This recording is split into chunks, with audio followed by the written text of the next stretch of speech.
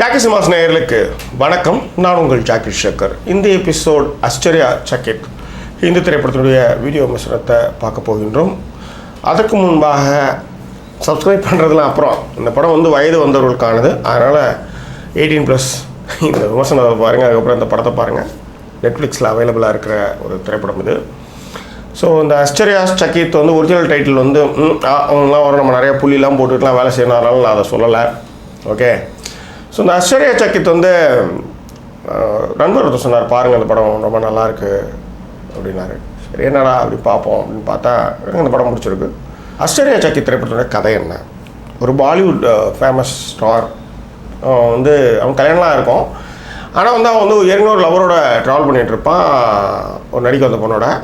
But இன்னும் கொஞ்சம் sex வேட்கை தேவை இருக்கின்றது, அதனால் ஒரு ப்ராஸ்டியூட்டை வந்து புக் பண்ண சொல்லுவோம். ஸோ அந்த ப்ராஸ்டியூட் வந்து வீட்டுக்கு அன்றைக்கி நைட்டு வரா. யார் போயிட்டுன்னு வருவான்னா, டிரைவர் ஒருத்தர் என்ன பண்ணுவான், அந்த ப்ராஸ்டியூட்டை புக் பண்ணி இட்டுட்டு வரான். அந்த நைட்டு 5 பேருடைய வாழ்க்கையில் மிகப்பெரிய மாற்றத்தை சந்திக்க வைக்குது. என்ன நடந்துச்சு அப்படின்றது தான் இந்த திரைப்படத்துடைய கதை. பிரியங்கா போஸ் ப்ராஸ்டியூட்டாக நடிச்சிருக்காங்க. சான்ஸே இல்லாத ஒரு ஆக்டிங் அது. இந்த படத்தில் முக்கியமான விஷயம் என்னென்னா, நிறைய டாப்லெஸ் சீன்ஸு, நிறைய உடலுறவு காட்சிகள்லாம் அதில் வந்து நிறையா இருக்குது. பட் இருந்தாலும் இந்தியனுடைய மென்டாலிட்டிக்கு ஏற்ற மாதிரி வந்து ஒரு டபுள் எக்ஸ் லெவலில் என்னுடைய காட்சிகளை வந்து அமைச்சிருக்கிறது வந்து நல்லா இருக்குது. அதில் வந்து லைட்டிங்ஸ்லாம் ரொம்ப நல்லா பண்ணியிருக்காங்க. குஷல்யா அப்படின்ற ஒரு பிம்பு தான் வந்து அந்த பொண்ணை லவ் பண்ணிக்கிட்டு எல்லா இடத்துக்கும் அனுப்பிச்சி வைப்பான். பயங்கரமான டார்ச்சர் பண்ணுற ஒரு ஆள். அவன் வந்து பாலிவுட் ஸ்டார் கரண்ன்ற பாலிவுட் ஸ்டார் வீட்டுக்கு அவன் வந்து ஒரு நாள் லைட்டு போகிறான். ஸோ அது என்னன்னா, இந்த டிரைவர், அதாவது பாலிவுட் ஸ்டாரோட டிரைவர் மேலே வந்து இந்த பொண்ணுக்கு வந்து காதல் வருது. அது என்னவாச்சு அப்படின்றது தான் அந்த திரைப்படத்துடைய கதை. ஒரு சஸ்பென்ஸ் த்ரில்லராக தான் இந்த கதையை வந்து எடுத்திருக்காங்க. ஒரு 3 பேர் மேலே இந்த கதை வந்து பயணிக்குது. ஒன்று வந்து பிரியங்கா போஸ் ப்ராஸ்டியூட்டு, அதன் பிறகு வந்து அந்த பாலிவுட் ஸ்டாரு, அதுக்கப்புறம் பாலிவுட் ஸ்டாருடைய டிரைவர், இவங்க மேலே தான் இந்த திரைப்படம் வந்து கதை வந்து பயணிக்குது. முடிவு வந்து நம்மளுக்கு ஓரளவுக்கு தெரியும். பட் இருந்தாலும் அதை வந்து ஒரு சுவாரஸ்யமான ஒரு கிரைம் த்ரில்லரோட டபுள் எக்ஸ் காட்சிகளோட இந்த படத்தை வந்து கொடுத்துருக்காங்க. பிரியங்கா போஸ் சான்ஸே இல்லாத ஒரு நடிப்பை வழங்கியிருக்காங்க. அவங்க வந்து ரொம்ப ரொம்ப ரொம்ப கேஷ்வலாக சில விஷயங்கள் சொல்லுவாங்க.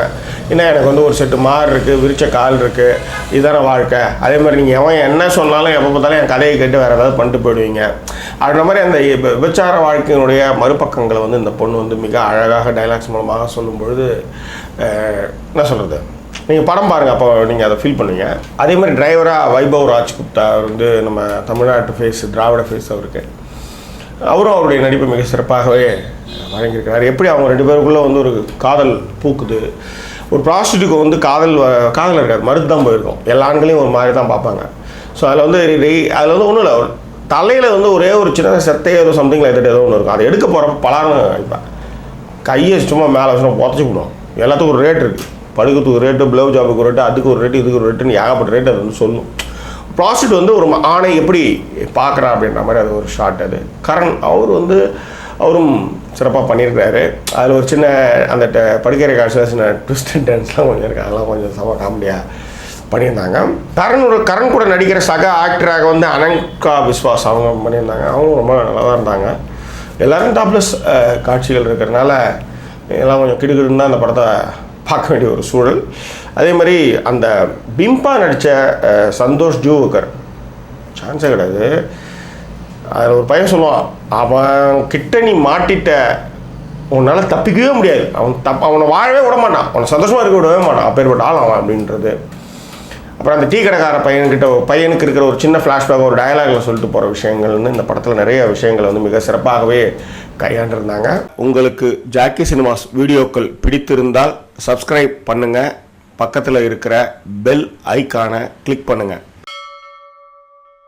அப்போ தான் உங்களுக்கு ஜாக்கி சினிமா செய்திகள் உடனுக்குடன் வந்து சேரும்.